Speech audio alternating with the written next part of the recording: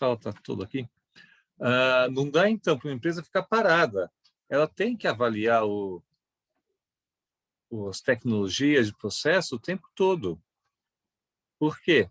Ela corre o risco de levar uma rasteira de um concorrente, de repente está desenvolvendo alguma coisa, coloca uma tecnologia nova em produção que derruba completamente a tua empresa. Então, estar avaliando, estudando o que está acontecendo, a prática ideal é fazer isso sempre, né? Tá sempre de olho no que pode estar acontecendo, sempre envolvido aí com novas tecnologias, quem está desenvolvendo, participando de congressos, né? Tentando identificar coisas novas que estão acontecendo. A aula falava, né, em tecnologias de produção, mas isso tem tudo a ver com serviços, né? Vocês viram aí como, né, os aplicativos estão mudando muito rapidamente o conceito de serviço. Então, isso também não é só para produção, né? Para produtos em si, né, fabricados. Serviço também é importante, entender como funciona esses sistemas, os sistemas novos, o que as pessoas estão fazendo de novidade. Eu acho que faz parte da sobrevivência de cada empresa. E aí eu vou fazer uma pergunta que não estava na folha, naquela folha. Como que isso pode ser feito? Qual que é a forma? Tá, vocês falaram, né, que tem que ser sempre, que a empresa tem que estar inovando, tem que estar olhando o mercado para ver o que o mercado está demandando. Alguém comentou que depende do resultado da empresa, também já vai dar uns sinaizinhos que tem que mexer alguma coisa. Como que faz isso, gente? Como que uma empresa pode ser de produto ou de serviço, como que ela faz para ficar, né, antenada, estar entendendo o que está acontecendo? Tem empresa que tem área de inovação, né, professor? Uma área específica para isso. Esse é um jeito, Rodrigo. Então, tem empresa que tem uma área de inovação. A maior parte das empresas não tem, né? E como que elas fazem? E mesmo a empresa de inovação, a empresa que tem departamento de inovação, como que ela faz?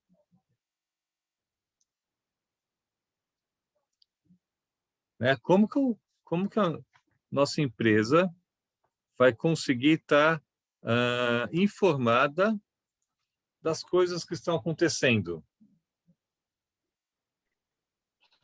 Participando de, como é que é o nome daqueles feiras, eventos? Feiras, eventos, né? Seminários, congressos.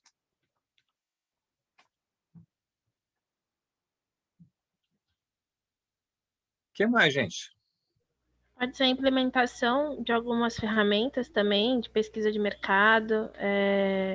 Também pode, tipo, se for na questão de produção, pode ser, igual a gente tinha falado, meu grupo, a gente pode implementar um PDCA ou uma FEMEA para estudar mais a nossa, tipo, estudar o que a empresa em si faz, né, o nosso serviço dentro da empresa, mas em externo eu creio que seja mais fazer pesquisa de mercado e ir até o cliente, né, o nosso cliente final. Tem um exemplo também, tipo no meu setor, lá da minha empresa. Toda semana a gente tem uma reunião com todos os colaboradores, né, do pós-vendas, e às vezes o supervisor, né, ele pede para os colaboradores falarem informações sobre outras empresas. Por exemplo, eu trabalho numa empresa, a Mideia. Ela vende eletroportáteis, entre outras coisas. E a nossa principal concorrente, um exemplo, é a Electrolux. E aí meu supervisor, ele pergunta como que é a forma que a Electrolux trabalha, por que a Electrolux vende mais que a gente. Pra gente avaliar esses pontos, sabe? Uhum. Então, acho que é mais uma pesquisa, né? E vocês avaliam como? Então, o meu setor é o pós-vendas. Uhum. Então, a gente avalia o pós-vendas das outras empresas. Como a gente trabalha com Inclusive das autorizadas, outras empresas. isso, como a gente trabalha com autorizadas, tipo assistência técnicas que viram credenciadas nossas, a gente Aham, pergunta qual que é a forma de serviço que a Electrolux trabalha com eles, como que funciona, o tempo e tudo mais, como que eles são recompensados, entendeu? Para a gente aham, conseguir nivelar o nosso serviço, vamos dizer assim, entendeu? entendi. Então, o que é interessante, pessoal? Tá certo, tem que ir em eventos, né? Tem que fazer, tá participando das coisas, ir em feiras, fazer esse tipo de pesquisa. Mas o que é importante é a empresa ter um processo para fazer isso. O que é um processo para fazer? Quando tiver a feira, eu vou na feira? Não, eu tenho que ter um planejamento.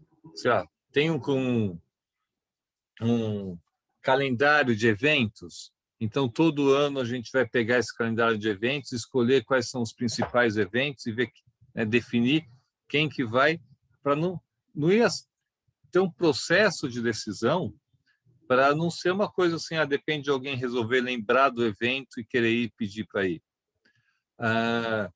O exemplo que a Isabela deu. A gente faz uma reunião toda semana, onde a gente tem que fazer, né? A gente tem um processo onde a gente pergunta lá nos outros, né, na assistência técnica, faz algumas informações, né, dos concorrentes e tudo mais. De repente, eu posso, no caso da minha ideia com a Electrolux, por exemplo, eu posso ter um programa que a cada, sei lá, 6 meses, a gente vai lá, compra um produto do concorrente e leva lá para casa para analisar, né? Leva na fábrica e analisa, né? Faz uma avaliação geral do produto, escolhe um produto e faz um pente fino nele. Mas tem que estar definido como vai ser feito isso. Quais são as ferramentas? Então, a gente tem, eu posso fazer convênio com universidades, né? Eu participava de uma empresa, eu tive esse problema, eu trabalhava numa empresa, fabricação, uma laminação de aço, fazia chapas de aço, tratamentos térmicos, uma série de processos. Daí, um período, eles resolveram, não, vamos ter um departamento de pesquisa e desenvolvimento. Era eu, departamento de pesquisa e desenvolvimento. Eu e um estagiário. E aí a gente ficou, né? E agora, o que a gente faz? E a gente começou a dar chute, assim, a tirar tudo quanto é lado. Até que a gente comecei a estudar essa parte de inovação, começamos a estruturar um pouco mais. Então, depois a gente fez, depois de algum tempo, da cabeçada, a gente criou alguns eventos, né? Tinha um calendário de eventos que a gente tinha que participar obrigatoriamente. Eu fiz convênio com universidades, a empresa ficava do lado da FEI. A gente a gente pagava bolsa de iniciação científica para alunos da FEI e na Poli, na USP. Por quê? Bolsa de iniciação científica, né, na época era R$ 800. A gente pagava R$ 800 para um aluno que ficava super feliz e abria uma porta para a nossa empresa estar lá com os professores da universidade, né, discutindo quais são os projetos que poderiam estar sendo criados, o que eles tinham de novidade. Os professores são profissionais que têm acesso, né, a um monte de outras empresas. Então, era um canal. A gente fez um convênio com algumas universidades que a gente pagava uma bolsa, mas a grande lance dessa proposta era estar em contato com as universidades. Que mais? Na minha área, existe um instituto de pesquisas em Düsseldorf, na Alemanha, que é muito importante na fabricação de aço, no desenvolvimento de aço.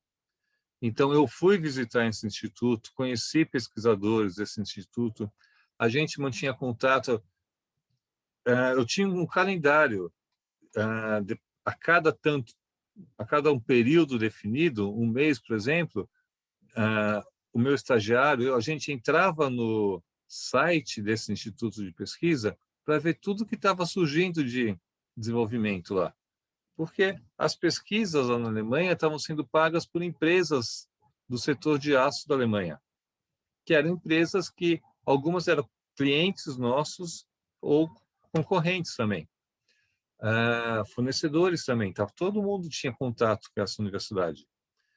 Então, fazer pesquisa de mercado, tem um tempo, um cronograma, quando que vai ser feito, quais são os canais que vão estar sendo avaliados, tá?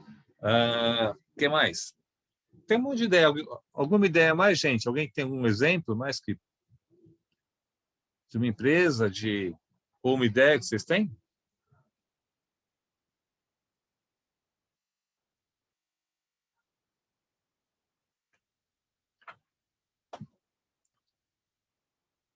Uma vez, faz tempo, sabe a Viena? Aquele restaurante Viena, que tem vários shopping centers? Eu conheço, professor. Sim, professor, sei. Há uns bem anos atrás, ele tinha mais, ele tinha várias unidades fora de shopping também. Hoje eu acho que só tem uma fora de shopping, acho que só, não sei se está agora com a pandemia, sobrou só uma no Conjunto Nacional. Tinha várias unidades. E há muito tempo atrás, né, era um restaurante que tinha um destaque, porque não tinham muitos restaurantes com uma cadeia muito grande de lojas e tudo mais. Uma vez eu estava na loja essa loja do Conjunto Nacional na Paulista, na Avenida Paulista, eu estava almoçando e tinha um salão embaixo, tinha um salão mais fechadinho, menorzinho em cima. Eu fui lá em cima, fui com a minha namorada na época lá em cima.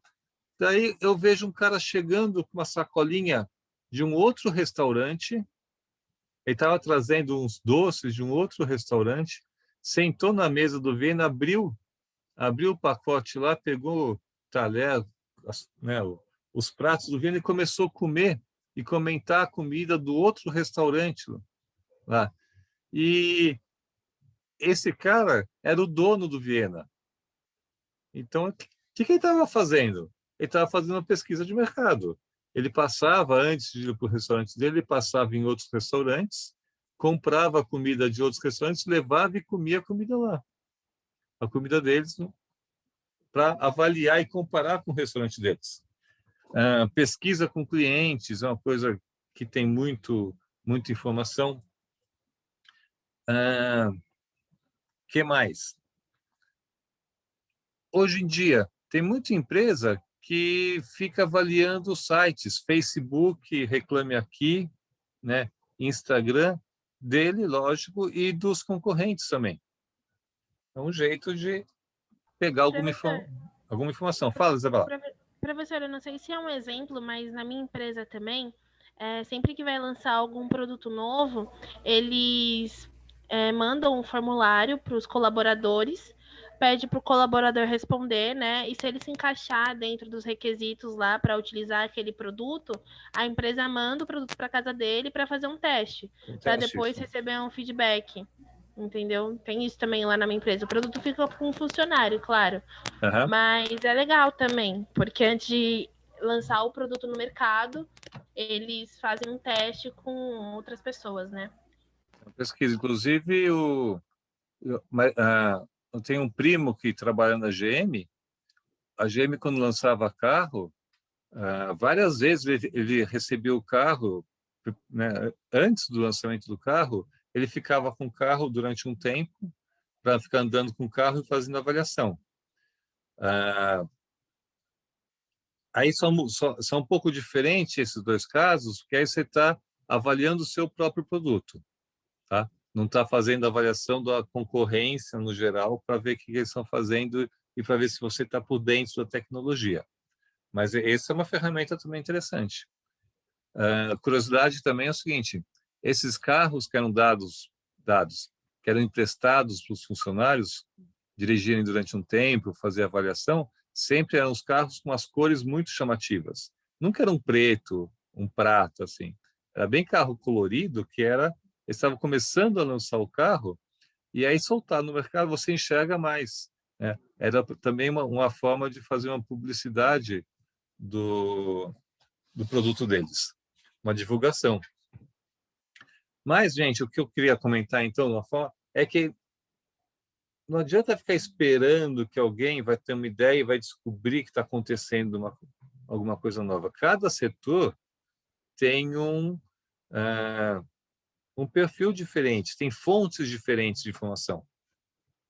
E cada empresa tem que identificar essas fontes, definir como que ela vai fazer isso, como que ela vai estar em contato com essas novas tecnologias e para descobrir o que está acontecendo no mercado.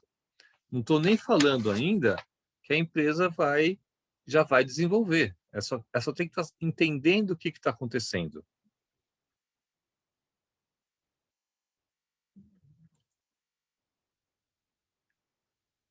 A gente já entrou um pouco nisso, a segunda questão.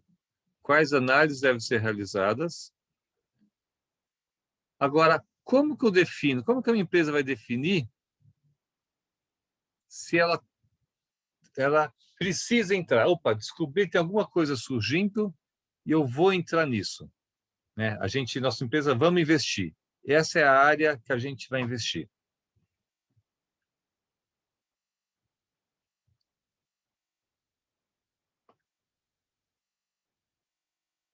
Que grupo discutiu uma coisa assim, né? Como eu defino? Sim, surgir uma coisa nova aí, eu vou investir nessa tecnologia nova.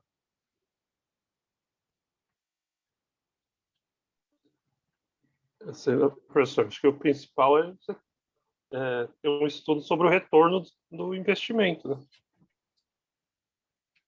Isso vai valer a pena aí, a longo prazo, a médio e longo prazo. Isso é importante, sim. Você saber quanto você vai gastar e avaliar o retorno. Tem uma pergunta lá no final, que a gente vai entrar em detalhe mais depois, que existe inovação incremental e inovação radical. Nem radical, né? Como que eu falei? Disruptiva. Alguns lugares falam de radical. A inovação disruptiva é aquela que muda completamente a tecnologia. Tipo a indústria 4D, né? 4.0. Mudou, é outra coisa. Não existia aquilo antes. Uma impressora 3D, ela não é uma impressora, né? Ela não é uma HP que agora faz. É outra coisa, uma coisa completamente nova. Isso é uma tecnologia disruptiva. Não existia antes e a gente, né, criou uma coisa nova. Quando o pessoal criou, a Sony criou lá, década de 70, 80, não sei, o Walkman. Não existia um Walkman, ninguém andava na rua escutando música. Foi uma coisa completamente nova. Depois a gente, em vez do Walkman, teve aquele que era o disc laser. Opa, aí já é uma melhoria de um produto que existia. Mas a entrada do Walkman era uma coisa completamente disruptiva, diferente mesmo. O outro texto que vocês não leram fala sobre a extração de petróleo em águas muito profundas, o pré-sal. É uma tecnologia completamente diferente. Quanto às empresas, entre uma tecnologia completamente diferente, vamos pensar lá no Walkman, quando a Sony inventou. Vocês sabem que é o Walkman? Vocês nem pegaram essa fase, né, gente? Vocês não conhecem o Walkman, né? O Walkman era um aparelhinho mais ou menos desse tamanho. A gente colocava uma fita cassete, né, e andava com ele na cinta e escutava música. Não tinha nada disso, não existia iPod. Quando é um produto disruptivo, você não tem noção do mercado. Você não sabe se o mercado vai aceitar, né? Sei lá, a Amazon criou aquele Kindle, que é aquele leitor de livro, né? não é um tablet, não é um livro, mas ele consegue ler o livro. Antes de começar, qual vai ser a aceitação? A gente não sabe. Mas quando a inovação é incremental, a gente está melhorando o que está fazendo, aí você conhece o mercado. Aí realmente você sabe o que é o mercado e aí a gente consegue estimar com uma precisão melhor. O duro é estimar quando é uma coisa que está surgindo completamente nova. A gente daí, Rodrigo, a gente não teria essa informação. Mas o que acontece também muitas vezes? Não, o pessoal vai para inovação, vai e não faz uma análise bem feita do retorno que ela vai dar para vocês. Então, a empresa quer criar, quer publicar, ou quer lançar um produto novo, e análise, e meio que não tem. O que acontece também? Departamentos, isso é uma falha que muitas empresas têm na parte de avaliação de desempenho dos seus departamentos, porque elas jogam metas para cada departamento, meio que, sei lá, o departamento de pesquisa tem que desenvolver produtos novos. Que é uma meta que ele pode ficar lançando um monte de produto novo que não tem retorno no final. Aí a empresa não ganha nada com isso e o gerente da pesquisa e desenvolvimento ganha o prêmio porque ele desenvolveu vários produtos. Então, quando a gente coloca uma meta numa empresa, a gente tem que tomar cuidado. Meta de vendas. Tem que vender, bater recorde de vendas. A gente sempre vendeu 10 mil produtos, esse ano vai vender 20 mil produtos. Mas é a rentabilidade. Ele está vendendo num preço que vale a pena para a empresa, ou ele vendeu muito mais porque ele baixou muito o custo e agora dá prejuízo para a empresa? Está dando prejuízo, mas o responsável pela venda está atingindo as metas dele. Então tem que tomar um pouco de cuidado com esse negócio de meta também. Mas muitas vezes a meta de um departamento de pesquisa é lançar produtos. A gente tem que tomar cuidado, tem que ser as empresas que têm um processo, né, aquele processo para descobrir quais são as tecnologias existentes, tentar identificar o que está acontecendo no mercado. Essas empresas também pensam no processo de avaliação. Surgem várias ideias de produto, qual que a gente vai investir? A gente tem que criar alguns critérios de saber onde vai investir. Qual é o nosso capital? Qual é o nosso dinheiro? Quais são os recursos que a gente tem? Vou conseguir desenvolver 20 produtos ao mesmo tempo? Não, vão ter que ser só 4. Ou depende do produto, não é por número. Alguns levam mais tempo, outros menos tempo. Alguns precisam de mais recursos, outros menos. A gente tem que identificar quais são os recursos que a área de inovação tem e quantos desenvolvimentos ele pode estar encaixando nesses recursos. E aí tem o seguinte, tem empresa que separa parte dos recursos que ela vai investir em desenvolvimento, ela separa para aqueles desenvolvimentos que ela não sabe o retorno. Ela reserva um pouco, tipo, para você fazer para voar. O pessoal tem que imaginar qualquer coisa, porque daí pode surgir um produto, uma tecnologia completamente diferente que vai dar um retorno excepcional. Então, algumas empresas, não são tantas, você pegar uma 3M, eles têm isso, parte do dinheiro de inovação, e lá é muito grana, parte do dinheiro de inovação é jogado em produtos que eles não sabem se vai dar certo, nunca ninguém fez, eles vão inventar. E pode jogar fora um monte de dinheiro e, de repente, pode dar certo. Mas, principalmente, a gente tem que pensar numa carteira de produtos que você vai estar desenvolvendo, né? Pegar os recursos que você vai usar e se encaixar nessa carteira.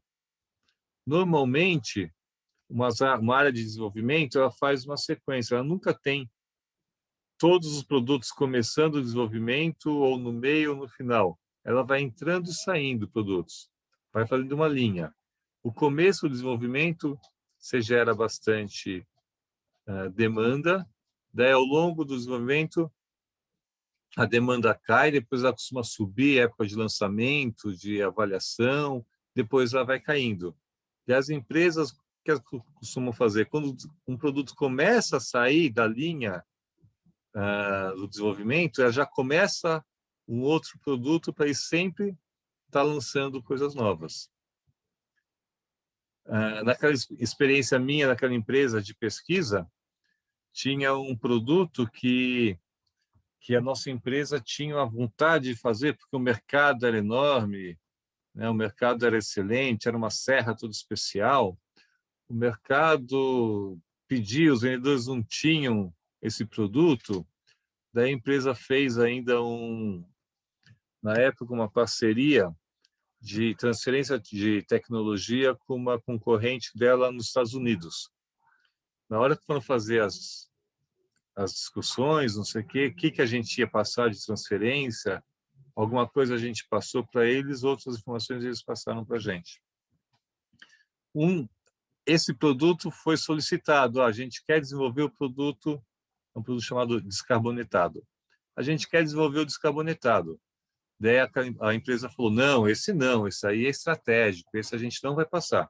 Esse não está no escopo. A gente não vai passar isso aí porque é completamente diferente. Aí a gente não quer passar essa tecnologia. Daí passaram para eu fazer esse produto, eu fiquei lá 1 ano desenvolvendo esse produto, né? Era uma coisa que ninguém aqui no Brasil fazia. Fomos lá, fizemos o processo, quebramos a cabeça várias vezes e foi evoluindo, foi evoluindo. Depois de um tempo, a gente conseguiu fazer um produto que ficou excelente, melhor que o importado. Numa das reuniões com aquela empresa americana, o contato nosso, da minha empresa que fazia a ligação com eles, mostrou as fotografias do produto. O pessoal falou, não, agora eu quero que vocês passem tecnologia para a gente. E assim o produto ficou excelente. Começou a mostrar para os clientes queriam exclusividade de compra. E aí o produto foi um estouro, né? Sucesso absoluto? Não, foi o maior fracasso. Porque a gente foi desenvolvendo naquela ânsia de fazer um produto que a gente não tinha no mercado. Aí eu fiz um produto que ficou excelente. Quando o pessoal foi fazer o custo do produto, imagina, a gente desenvolveu tudo, é isso que o Rodrigo falou, desenvolvemos tudo sem calcular o custo do produto. A ideia era desenvolver, o barato era desenvolver o negócio. Oferecemos no mercado o produto, daí o pessoal, opa, quero comprar tanto, qual o custo? Vamos fazer o preço. E aí viram um preço que valia a pena. O que aconteceu? O produto importado entrava no Brasil a tipo 1/3 do preço do produto que a gente fazia, do custo do nosso produto. Ou seja, um desenvolvimento de 1 ano, né, não era só aquele, mas um desenvolvimento de 1 ano, né, um esforço gerado enorme, que uma análise bem feita no começo já invalidaria esse desenvolvimento desde o começo, porque a gente sabia que as linhas que a gente ia passar eram linhas que têm um custo mínimo, e esse custo ia ser mais alto do que o preço do produto. Isso é fazer um desenvolvimento sem ter processo de avaliação, sem ter um processo de como eu faço um desenvolvimento novo numa empresa. Como que eu escolho um desenvolvimento? Aí a chance de quebrar cara é grande.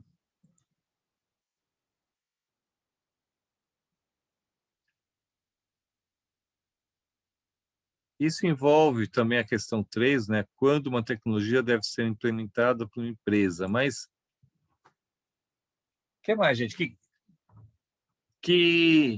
Em que momento vocês acham que não, aí sim, aí eu tenho que entrar na tecnologia. Não tem jeito. Eu preciso dessa tecnologia nova.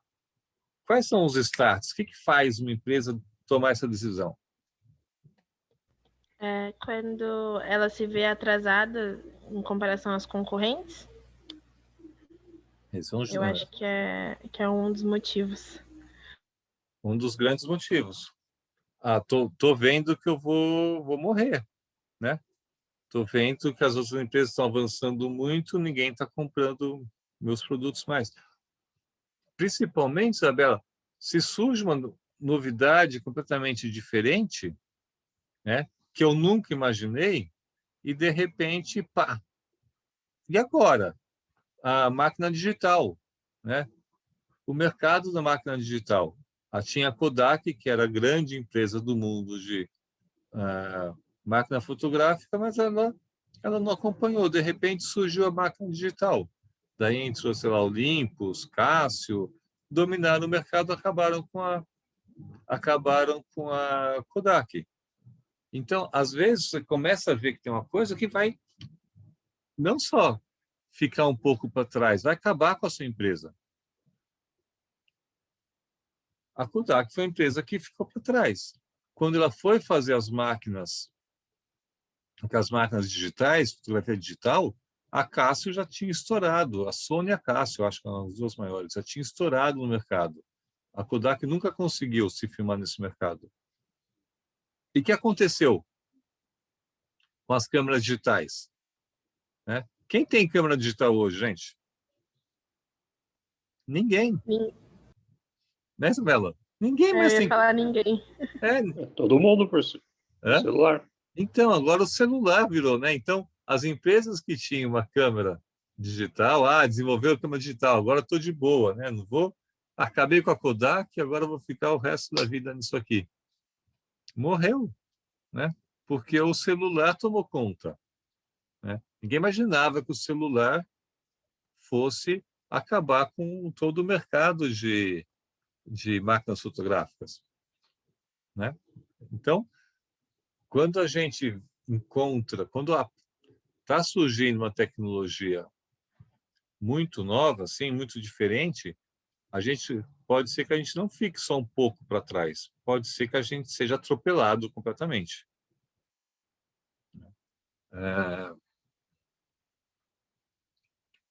Pensa nos táxis, né? De repente surge o Uber. O que aconteceu com o táxi, né? Acabou, assim, os táxis. Acabou não, né? Não acabaram os táxis. Mas, por exemplo, eu lembro, eu tinha um colega que era taxista, colega da faculdade não, um engenheiro. O avô dele tinha um táxi e passou para ele. O táxi teve briga na família. Eu até nem lembrava desse caso. Teve briga na família. O que aconteceu com esse cara? O avô dele tinha um táxi. E esse meu amigo se interessava, ia com o avô lá no ponto de táxi, aprendeu a dirigir, sempre se interessou. Os primos dele, os outros netos, nunca deram bola para essa história. Acho que até tinham vergonha que o avô era taxista. Nunca deram bola. O que aconteceu? Quando o avô resolveu aposentar, parar, o que ele fez? Ele doou o táxi para o meu amigo. Só que o doar o táxi não é doar um carro, não era só um carro. O preço da licença do táxi era muito grande, era da ordem de R$ 200.000, essa faixa assim. A licença de um motorista de táxi, de ficar num ponto de táxi, se for pegar assim, aeroporto, era tipo 1 milhão. Um ponto de táxi pequeno, está no metrô, não pequeno, um ponto de táxi no metrô, para o cara conseguir ficar naquele ponto, era R$ 800.000 para ter a licença de parar naquele ponto. Era uma coisa super valiosa, né? O que aconteceu com isso? Morreu. Quem vai pagar hoje 500 mil para ter o direito de parar o carro num ponto de táxi? Uma vez eu peguei um táxi, estava conversando com era até uma motorista. Ela falou, ela e o marido eram motoristas de táxi.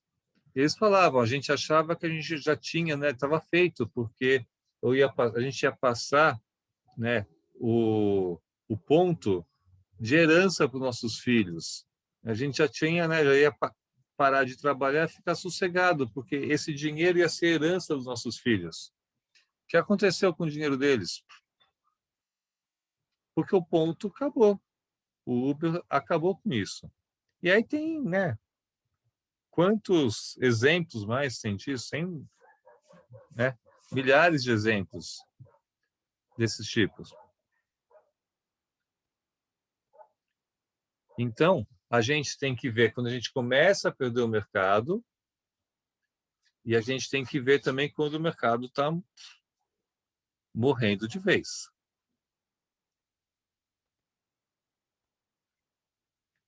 E aí é importante estar conhecendo o que está acontecendo no mercado, né? Ter aquele processo para identificar o que está acontecendo no mercado para não ser tomado de surpresa.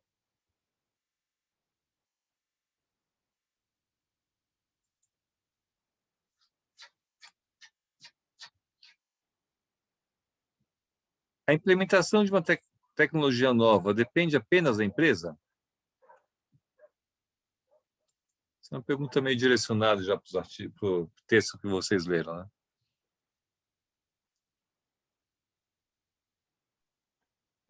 O senhor fala, com relação aos textos, eles davam algumas dimensões, tem dimensão de infraestrutura, depende da infraestrutura do local onde a empresa está instalada, tanto de infraestrutura como estradas.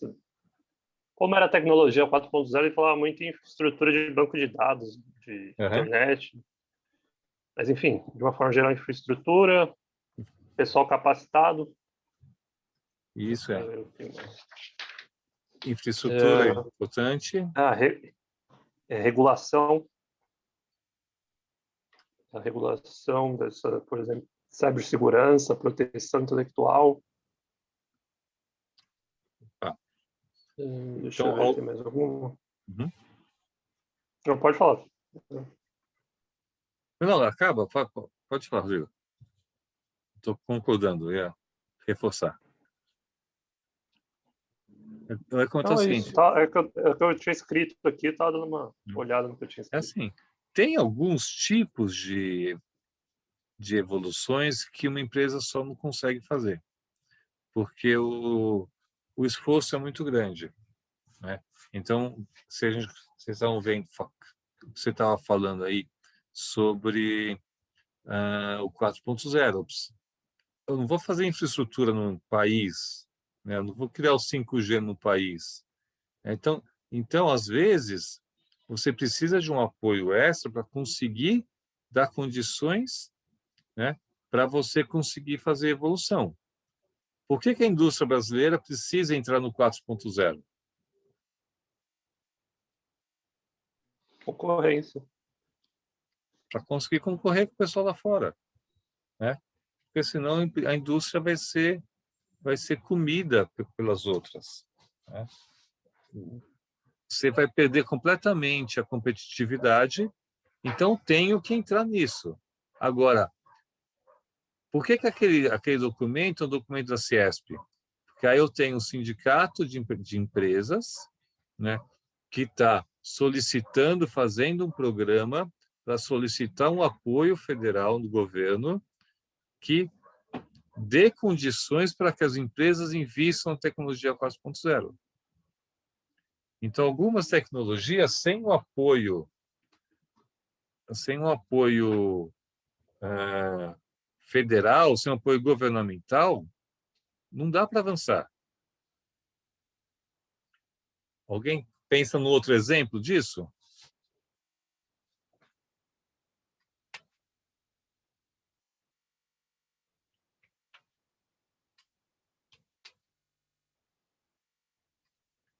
Quer ver? Sabe qual tecnologia não avança sem apoio do governo? Carro elétrico. Os países que estão avançados em carros elétricos são países que o governo está bancando o desenvolvimento. Porque o desenvolvimento é muito alto. No nível de produção que é feita hoje, a produção do carro elétrico dá prejuízo para as montadoras. Só quando começar a fazer muito carro elétrico, vai valer a pena.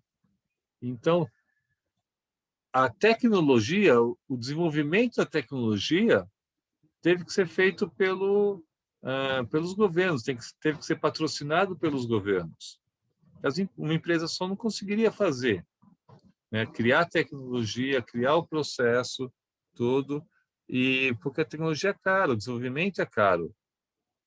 E precisa de volume para começar a ser produtivo. Outra coisa, a empresa vai fazer o carro elétrico. E onde que a pessoa vai abastecer? Será que a GM tem que fazer o carro e tem que criar posto no Brasil inteiro? É responsabilidade da GM isso, da montadora fazer, né? Então precisa de infraestrutura e aí precisa do apoio, né, governamental. Esse é outro caso que uma empresa sozinha não consegue fazer. Outro caso que aconteceu aqui no Brasil, o desenvolvimento dos carros a álcool, né? O desenvolvimento dos carros a álcool. Esse desenvolvimento precisou de investimento muito grande das montadoras, sim, mas teve desenvolvimento para produção do álcool, do etanol, para desenvolvimento de materiais,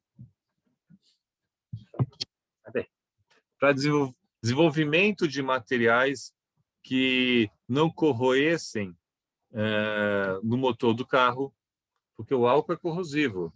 Então, os carros, do jeito que eles eram fabricados antes, não dá para só desenvolver um motor com combustão a álcool, porque o carro ia corroer inteiro. Então, quem que fez esse desenvolvimento? O IPT, o governo do estado, patrocinando pesquisadores do IPT para fazer desenvolvimento de materiais que eram resistentes à corrosão do álcool. O governo do estado fez desenvolvimentos para aumentar a produtividade da produção do etanol. Foi um esforço muito grande que só uma montadora não ia conseguir fazer, que demanda também outras, né? Outras infraestrutura, tecnologias, e precisa do apoio de alguém para bancar isso. Esses são grandes, né? Grandes desenvolvimentos. Agora, uma empresa fazer um produto novo, aí não, aí ela consegue fazer sozinho. Depende do tamanho do projeto e da infraestrutura que vai ser necessário e o escopo do projeto.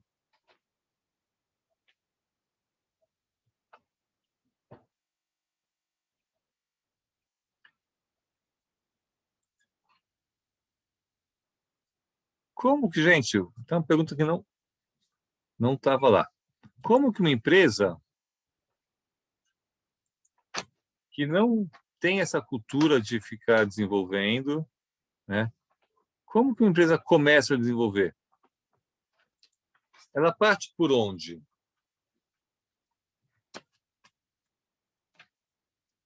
Alguém tem alguma ideia? Sou dono de uma empresa, nunca fiz nada.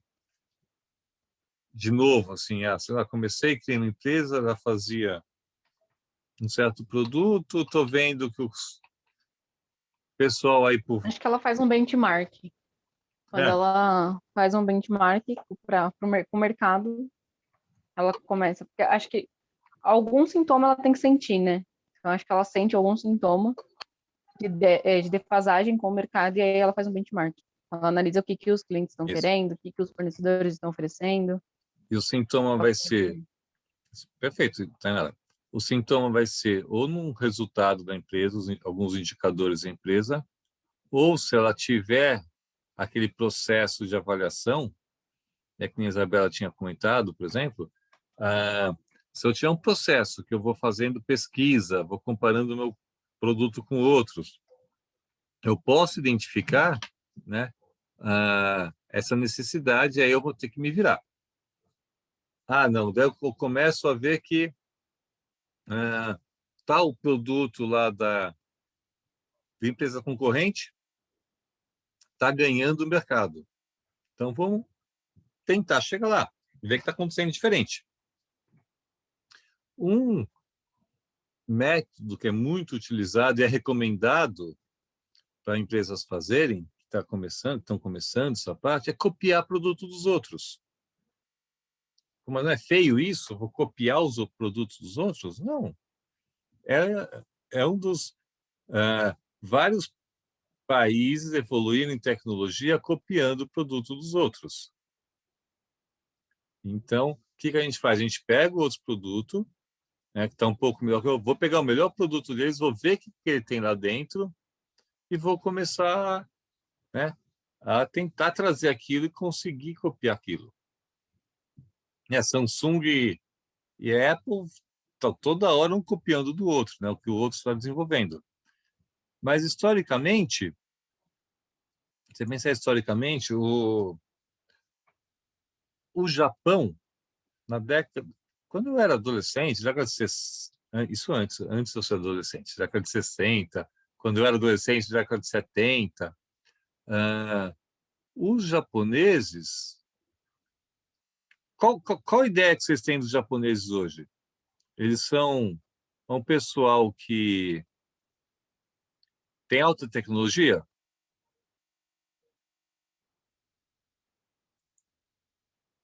Sim. Opa, o Japão tem tecnologia, né? No meu tempo, o japonês era o que hoje se fala do chinês. O japonês só copiava dos outros, né? O japonês era famoso por copiar produto dos outros países. Então, copiava a indústria americana. Os japoneses copiavam a indústria de relógios. A indústria de relógios era suíça. Os japoneses começaram a copiar e fazer coisa, né? E começou a modificar, começaram a baratear o negócio, foram modificando um pouco. Mas a indústria japonesa era famosa por ser não criar nada novo e copiar o produto dos outros. Deu no que deu. Aprenderam a fazer, né? Quem copia um produto, está fazendo, começa a fazer em grande quantidade, aprende a fazer. Depois, os japoneses, teve a indústria coreana. A indústria coreana, ela, aí um pouco mais à frente, na década de 90, ela começou a copiar os americanos, os japoneses. Então, o japonês copiou o americano copiou os ingleses lá no século retrasado. A indústria americana veio através da inglesa. A japonesa cópia, não só do americano, o caso do relógio é típico, eles copiaram a indústria suíça e daqui a pouco a gente só usava relógio japonês. Seiko. Os coreanos entraram copiando. Tem a Samsung, né? Uma das maiores empresas do mundo. Tem indústria de carro, indústria automotiva coreana é muito forte hoje. Os japoneses, né? A indústria também começou. A gente viu no caso lá dos carros que eles começaram a, né? Pegaram o desenvolvimento lá do americano, mudaram tudo e entraram numa linha melhor do que os americanos. Começou como? Quando o japonês foi lá nos Estados Unidos, viu que estavam surgindo um monte de carro, estavam, né, motorizando, né, as cidades, e aí ele chegou e falou, não, vou parar de fazer tear aqui no Japão, vou começar a fazer carro. Os chineses, a gente tem essa ideia ainda, né, que o chinês copia tudo. Mas, assim, o fato de copiar gera a empresa, faz com que a empresa aprenda, né? O japonês está copiando? Tá. Só que, assim, grandes empresas de tecnologia, muitas empresas de tecnologia estão indo para o Japão. Desculpa, para a China. Estão indo para a China fabricar na China grandes produtos de alta tecnologia. Não é só uns produtinhos, né, copiados, falsificados. Não. A indústria hoje da China tem um lado que é esse produto, né, mais baixo assim de valor, mas grandes empresas de tecnologia estão indo para a China. E a indústria chinesa vai, né? Daqui a pouco ela está dominando o mundo, porque ela está fazendo grandes quantidades, com grandes tecnologias, e vai assumir essa tecnologia. No começo, a ideia da cópia é você ir fazendo e ou você faz melhor ou mais barato, né? Ninguém vai querer comprar um produto copiado do outro se não é tão bom igual, ou, né, para que isso? É o mesmo preço, não vale a pena. Então, ou eu compro se ele é melhor, ou a gente compra se ele é mais barato. Então, muitas empresas começam nisso, copiando um outro produto, fazendo ele mais barato, faz mais barato e daí consegue, com o tempo, evoluir e vai crescendo. A indústria japonesa veio daí.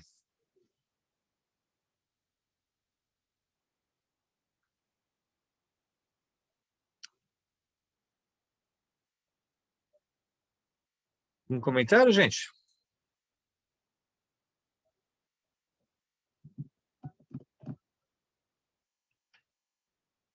E aí, o que é inovação incremental e inovação disruptiva? Eu já falei um pouco.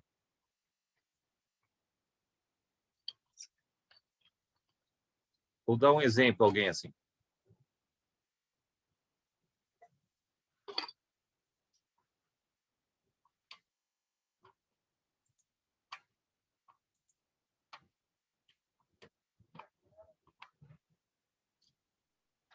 Dá um exemplo: celular incremental, computador incremental, notebook.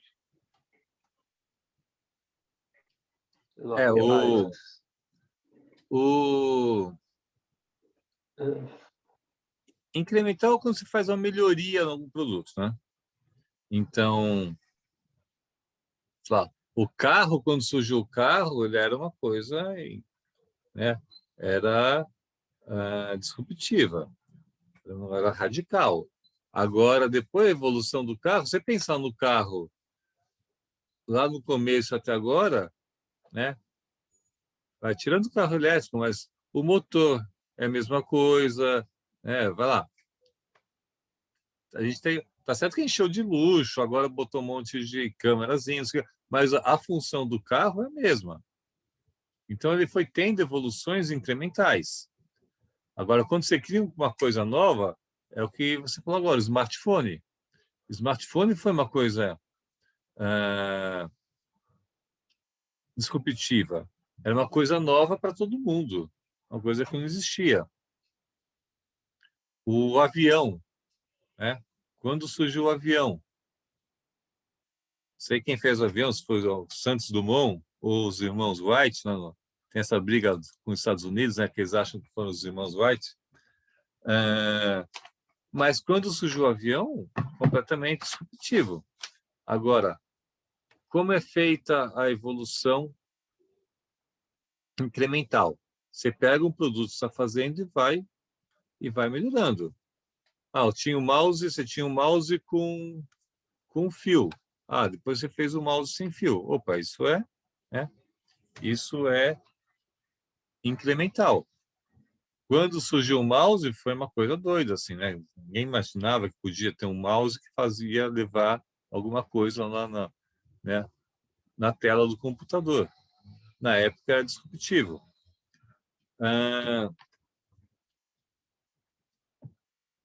Algumas diferenças que tem isso. É muito mais fácil, né, a gente fazer uma evolução, um desenvolvimento incremental do que um disruptivo.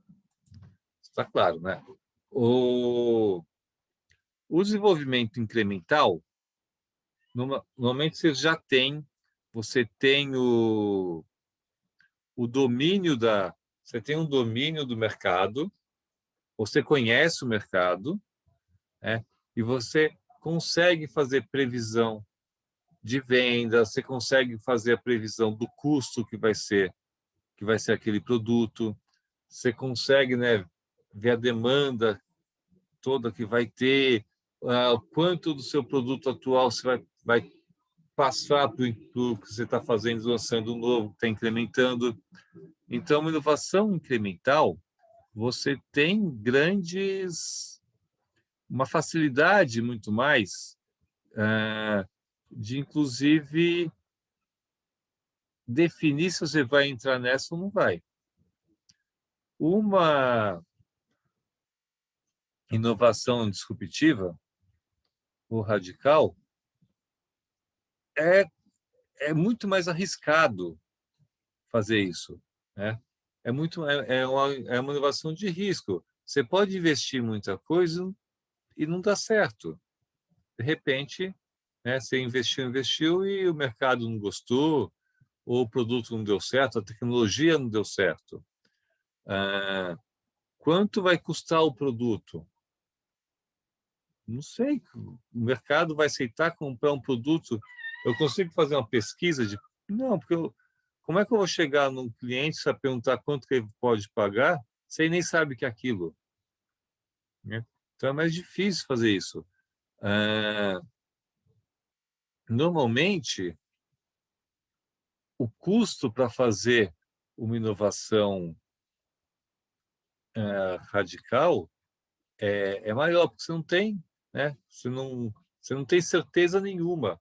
Então, vou conseguir uma aprovação. Eu quero investir tantos reais para desenvolver um negócio que eu não sei se vai dar certo. Eu vou desenvolver um negócio que eu não sei quanto vai vender, a que preço vai vender, eu não sei a quantidade que vai vender. Então, é um pouco mais, né? É um pouco mais difícil do que fazer inovações incrementais. Normalmente, a administração do departamento que vai pensar em inovações disruptivas, ela é diferente da incremental. Incremental, você vai fazendo as evoluções e o foco é diferente de uma inovação radical. O que mais? Estou querendo chegar no outro ponto. O custo, então, uma empresa grande, gente, ela tem dificuldade de fazer uma inovação. Uma empresa grande tem dificuldade de fazer uma inovação disruptiva se ela não tiver um processo, uma estrutura, uma meta focada nisso. As empresas grandes, elas já estão acostumadas com o mercado dela, né? Elas já têm um mercado consolidado, daí você vai falar que vai desenvolver um novo produto que você não sabe. É mais complicado. Tem algumas poucas empresas, a gente fala, 3M é uma empresa que faz isso. Separa uma parte da verba para isso, para fazer qualquer coisa. As empresas grandes, elas têm uma mobilidade menor. Por isso, o que aconteceu nos últimos anos? A inovação disruptiva, quem que está fazendo? Né? Que tipo de empresa está fazendo inovação disruptiva, gente? Startups. Startups, Rodrigo. Exatamente. Por que a startup você consegue fazer? Primeiro porque é o seguinte, eu não estou me comprometendo a minha produção, né? Comprometendo. A startup, sei lá, você pega aí 3 alunos de engenharia, por exemplo, que vão sentar, vão pensar alguma coisa, não tem nada a perder, né? A grande maioria não dá certo, a gente só fica sabendo da startup que fez sucesso, né? Virou unicórnio. Unicórnio é uma startup que tem valor de mercado de mais de $1 bilhão. A gente fica sabendo dessa, 99, iFood, mas né, todas as outras que surgiram e não deram resultado.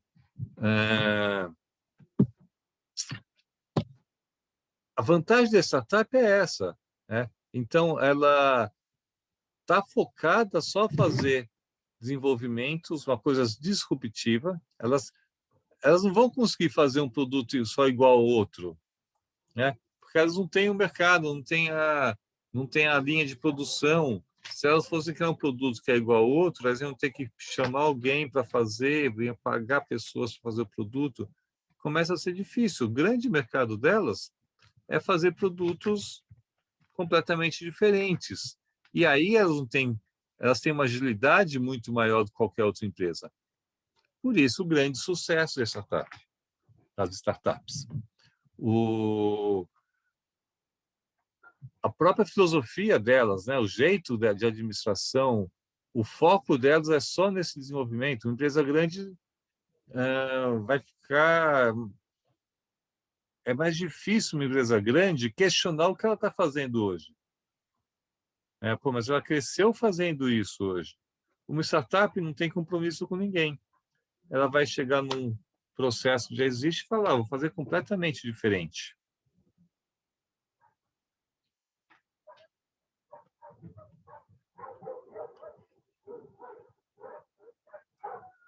O que mais, gente?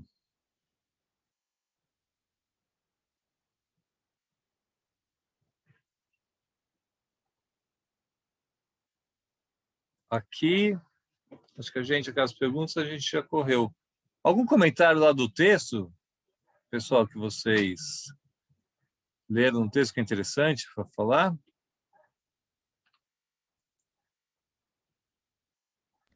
Professor, eu achei interessante a questão deles trazerem resultados da implementação, tipo de... Ai, o nome me fugiu agora. Peraí que eu vou lembrar, professor. Tá aqui. Inteligência artificial. Ele trouxe alguns resultados, tipo, empresas no Brasil, que reduziu 25% do tempo de produção, e também a questão de, tipo, de diminuir o erro também. Acho legal essas coisas. E é calculado, né? Não é chutado, né? Sim, é Vou pegar calculado. aqui. Foi com os Feita a resultados pesquisa. da implementação deles, né? Custo de manutenção de equipamentos, né? Consumo de energia, eficiência no trabalho, e isso, né, começa a ser quem não estiver fazendo essas coisas, né, começa a ficar empresas que deixam de ser competitivas. E o que é interessante nesse trabalho é que é 2016, né, esse trabalho, mas tem bastante empresa que não, né, ainda não tinha acordado para a indústria 4.0. Tinha um mercado grande aí de empresas. O perfil deles, estou vendo aqui, eles avaliaram 2.225 empresas em janeiro de 2016. Então, tem muita empresa que fala, 4.0 falava, não sei o quê, mas na hora que você ia ver lá quem estava fazendo, eles tinham CAD. Né? O que eles têm? Eu tenho CAD. Minha empresa tem o CAD. O que mais que ela tem? Ah, não, é só o CAD. Né? E tem setores também, isso é interessante, né? Tem setores que estão bem para trás, né? Você vê o setor de calçados, vestuários, produtos farmacêuticos, é engraçado. Produtos farmacêuticos estão lá embaixo, na relação dos setores mais ligados à indústria 4.0, a tecnologias digitais, né? Aí é óbvio, as primeiras, né, as empresas de equipamentos de informática e produtos eletrônicos, petróleo está lá entre as maiores, máquinas, equipamentos, metalurgia, mas calçado, vestuário, está lá embaixo. Uma época, eu fiz um trabalho numa empresa de consultoria. Eu trabalhava em empresa de consultoria e eu fui lá em, como chama? Novo Hamburgo. Novo Hamburgo não sei se ainda é grande Porto Alegre, é perto de Porto Alegre. E é uma cidade que é um grande polo calçadista no sul. O Brasil tem duas cidades, né, que agora não sei, né, também como está, que é muito coisa importada, mas de sapatos são duas grandes cidades fabricantes. Franca, fica perto de Ribeirão Preto, aqui em São Paulo, e Novo Hamburgo, que fica lá no sul, perto de Porto Alegre. E eu achava, né, vou indo lá, sempre para o Rio Grande do Sul, né, essa indústria. Aí, lá no Rio Grande do Sul, o grande foco era exportação, Tinha empresas lá que a gente nem enormes, que a gente nem conhecia o nome, porque ela não vendia nada no Brasil, era só exportação, exportação. E foi impressionante assim, quando eu conheci essas empresas, como elas são atrasadas, na verdade. A quantidade de criança trabalhando, criança assim, né, 12 anos, 14 anos, trabalhando na linha de produção, gente, eu fiquei espantado. A parte de segurança era super atrasada. Espero que tenha mudado, isso já faz algum tempo. Mas daí você pega agora aí, fala essa pesquisa agora de 4 anos atrás, o que eles estão falando? A indústria calçadista é a última na linha lá de uso de tecnologias, né? Então, pelo jeito, não continua atrasada, é da cultura deles mesmo. Eu ia falar uma outra coisa uma hora lá que a Isabela estava falando, agora eu falei dessa empresa, eu lembrei, eu ia falar na hora, depois a gente acabou conversando de outros assuntos. Aquele negócio de ouvir cliente, gente, ouvir cliente. Tem empresa que não faz isso, tem muita empresa que não faz isso, né? Eu mando lá o questionário, o cara não responde, mas dá um jeito, né, de responder, faz algum incentivo para a empresa responder.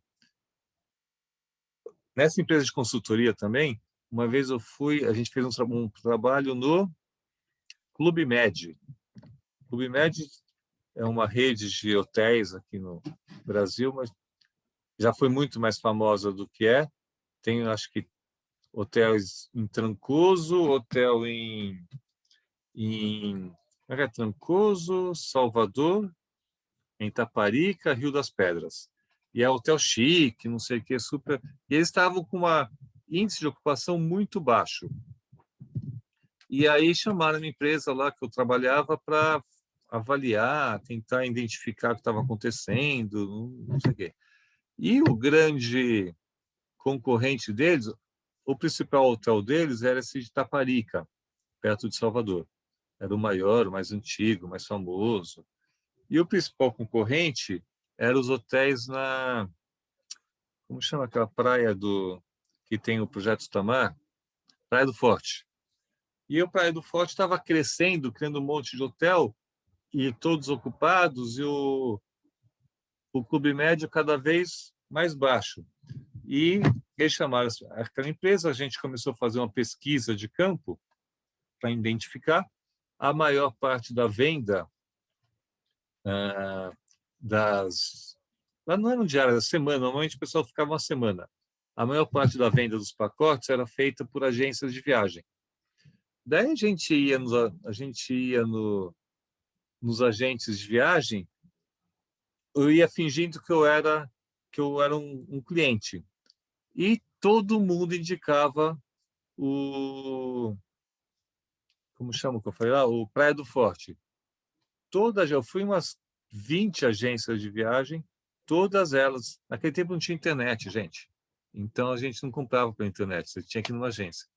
Todo mundo indicava Praia do Forte. Praia do Forte, Praia do Forte. Eu quero ir na Bahia, Praia do Forte. O francês, Clube Med é francês, é uma rede mundial, na verdade. O francês ficava doido, ele falava meio enrolado, o francês, porque todo mundo. Por que o hotel dele estava vazio? Daí eu perguntava pro pessoal, Clube Med. Daí quando você falava, e o Clube Med, todo mundo, todos os atendentes, nossa, eu já fui lá, aí o pessoal me levou lá uma semana. O Clube Med levava os agentes de viagens para conhecer, passar uma semana. É maravilhoso, é não sei o quê, é lindo, é excelente. Só falava bem. Daí a gente ficou, mas todo mundo fala super bem e ninguém indica. Daí a gente começou a ir de novo nas agências de viagens falando que a gente era do Clube Med e tentar comparar ele com a Praia do Forte. Daí sabe qual foi o resultado? Assim, em uma manhã a gente descobriu a resposta. A Praia do Forte pagava 20% de comissão para os agentes de viagem, o Clube Med 10%. Foi só perguntar, chegar na agência de viagem e perguntar por que eles indicavam o Clube Med e não porque eles não indicavam o Clube Med e indicavam o Hotel da Praia do Forte, todo mundo falou, porque um paga 10% de comissão, outro paga 20%. E para descobrir isso, o francês lá do Clube Med contratou uma empresa para fazer pesquisa. Não era mais fácil, né, perguntar para o cliente dele, para os vendedores dele lá, que é na verdade, a gente viaja como se fosse um cliente para eles, né? Mas o pessoal não faz isso. Então, não esqueçam de perguntar para os clientes o que está acontecendo. Dá chance, né, tem que dar chance para os clientes falarem. Porque se a gente conseguir esse contato, eles vão falar muita coisa que as empresas acabam ignorando ou menosprezando.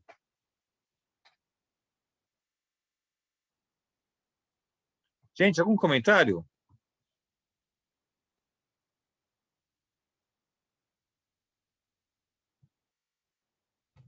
A ideia hoje era, né, falar de importância, a gente focar essa importância de desenvolvimento de tecnologias, de produção e de serviço, né? Eu acho que, eu não sei se vocês gostaram, eu achei que foi interessante assim fazer uma coisa mais dinâmica do que ficar passando, né, só falando algumas tecnologias que existem hoje.